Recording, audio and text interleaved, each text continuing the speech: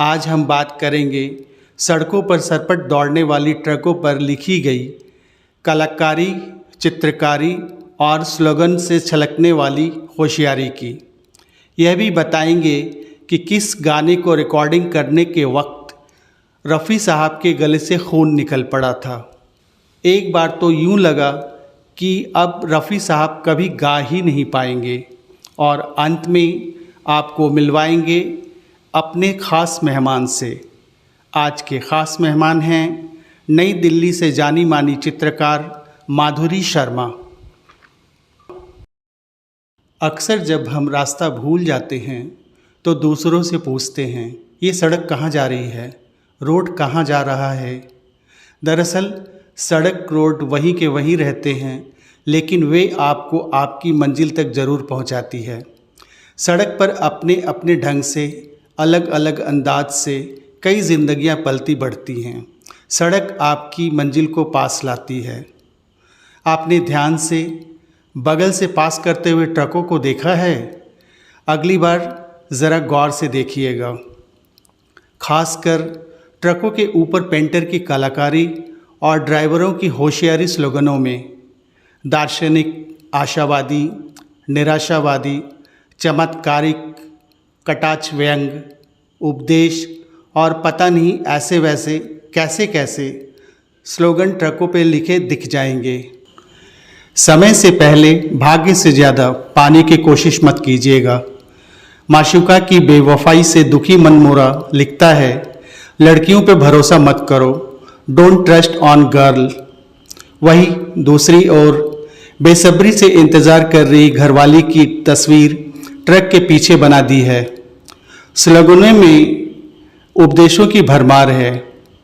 धीरे धीरे चलोगे तो घर पे मिलोगे और ज़्यादा तेज़ गाड़ी भगाओगे तो हरिद्वार में मिलोगे। कोरोना से बचने के लिए वैक्सीन लगवाने की नसीहत है तो ओवरटेक ना करने की वार्निंग भी है। हिम्मत है तो क्रॉस कर, वरना बर्दाश्त कर।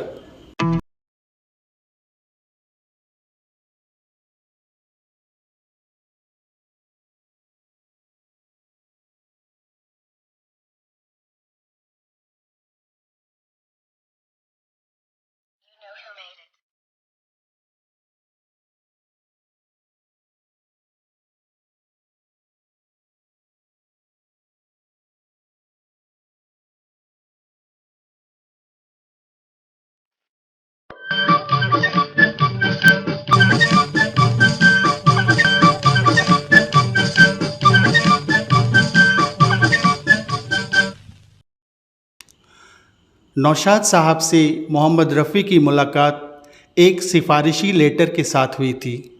नौशाद अली के पिता ने मोहम्मद रफ़ी को एक लेटर दिया था, जिसके ज़रिए नौशाद साहब से रफ़ी का मिलना संभव हो पाया था। रफ़ी की गायकी की काबिलियत का ऐसा असर पड़ा कि नौशाद अली ने पहले आप फिल्म में एक गाना रफ़ी के नाम कर दिया, हिंदुस्तान के हम हैं। ये बात सन 1944 की है। हिंदुस्तान के हम हैं, हिंदुस्तान हमारा, हिंदू मुस्लिम दोनों की आंखों का तारा। हिंदुस्तान के हम हैं, हिंदुस्तान हमारा। मोहम्मद रफ़ी ने नौशाद अली के साथ काम करते हुए कुल 149 गानों को अपनी आवाज़ से सजाया। इन 149 गानों में 81 गाने ऐसे थे जो सोलो सॉन्ग थी, यानी केवल उन गानों में रफ़ी की आवाज़ थी। इनमें कई गाने सुपरहिट। तलक महमूद के साथ नौशाद अली की जोड़ी खूब बनी, परंतु एक दिन कुछ ऐसा हुआ कि ये जोड़ी झटके से एकाएक टूट गई। हुआ यूँ कि तलक महमूद एक दिन रिकॉर्डिंग के समय धूम्रपान कर रहे थे। नौशाद जी ने देख लिया और तलक महमूद पर बरस पड़े। रिकॉर्डिंग के समय धूम्रपान करना इतना महंगा पड़ेगा, ये बात तलक महमूद को जरा सा भी पता नहीं था। बैजू बावरा के गानों पे काम चल रहा था। नौशाद अली ने तलक महमूद को पतली गली का रास्ता दिखा ले गए कि उनके गले से खून का कतरा निकल पड़ा।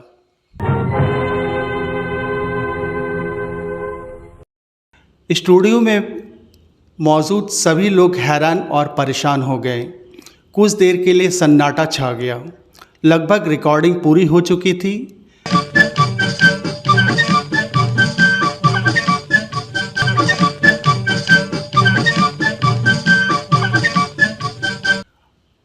ओल्ड गाने पुराने पोस्टर में आज हमारे ख़ास मेहमान हैं जानी मानी चित्रकार दिल्ली की माधुरी शर्मा। पुराने गानों की अगर मैं बात करूं तो मुझे बेहद पसंद है। पुराने गाने मेरे दिल को हमेशा छू जाते हैं। मैं जब भी किसी परिस्थिति में रहती हूं, चाहे वो सुख हो चाहे दुख हो, मैं पुराने गानों को सुनकर ही रिफ़्रेश होती हूँ।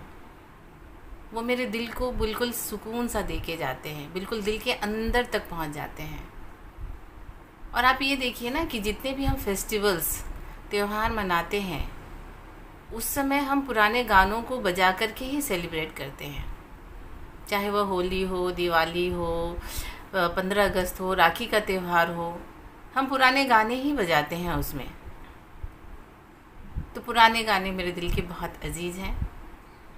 और पुराने गानों में से मैं एक बैजू बावरा की फ़िल्म है उसकी बात करूँगी।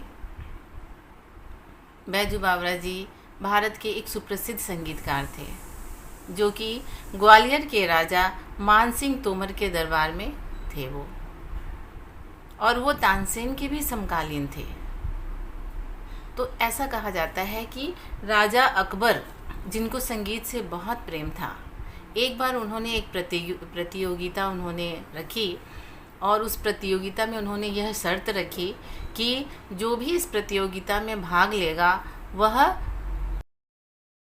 अगर वह जीतता है तो उसे राजा के दरबार में संगीतकार बनाया जाएगा, और अगर वह हारता है तो उसे मृत्यु दंड दिया जाएगा। तो ऐसा कहा जाता है कि बैजू बावरा जी अपने गुरु हरिदास जी से आज्ञा लेकर के उस प्रतियोगिता में शामिल होने के लिए गए। तो ऐसा कहा जाता है कि बैजू बावरा जी उस प्रतियोगिता में हार गए थे, और राजा अकबर उनसे खुश होकर के, उनकी कला से खुश होकर के उनको अपने दरबार में संगीतकार के लिए आमंत्रित किया था। लेकिन यह भी कहा जाता है, राजा अकबर के इतिहासकार और औरंगजेब के जो इतिहासकार हैं, उनके द्वारा यह कहा गया है कि बैजू बावरा जी उस प्रतियोगिता में जीत गए थे और तानसेन हार गए थे। तानसेन ने बैजू बावरा के पैर पकड़ के अपने प्राणदान मांगे थे, और बैजू बावरा जी उनको क्षमा करके फिर से वापस ग्वालियर लौट गए थे।